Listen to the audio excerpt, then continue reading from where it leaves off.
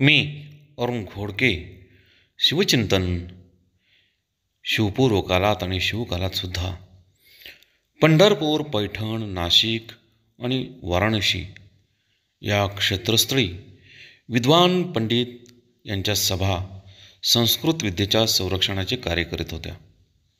स्वराज्यात महाराजांनी अष्टप्रधानात पंडितराव यांची नेमणूक करून संस्कृती रक्षणाचे कार्य केले.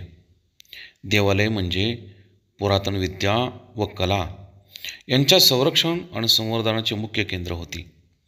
देवालयातून वर्षभर चालणाऱ्या उत्सवातून कलांना आश्रय मिळत असे.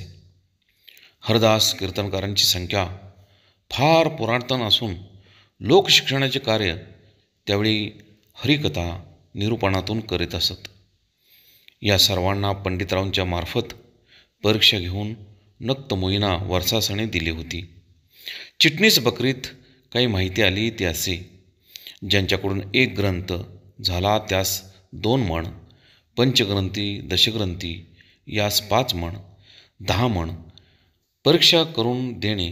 तसेच पंडित असा जो विद्वान त्यास योग्यता पाहून स्वदेशींचे त्यास भात व द्रव्य व विदेशी असेल तर द्रव्य याची वर्षासणे श्रावणमासी सर्वांस पंडितराव यांनी परीक्षा करून देत जावी.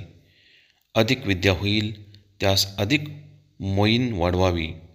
मोठे मोठे पंडित वैदिक प्रतिष्ठित येतील त्यांची सभा करून सत्कार करून त्यास 150 अधिक योग्यतेनुसार ऐसे करू दिली. त्यामुळे दिवसेंदिवस अधिक विद्या बुद्धीस पावती झाली. बहुत काय बोलणे. राम कृष्ण हरी.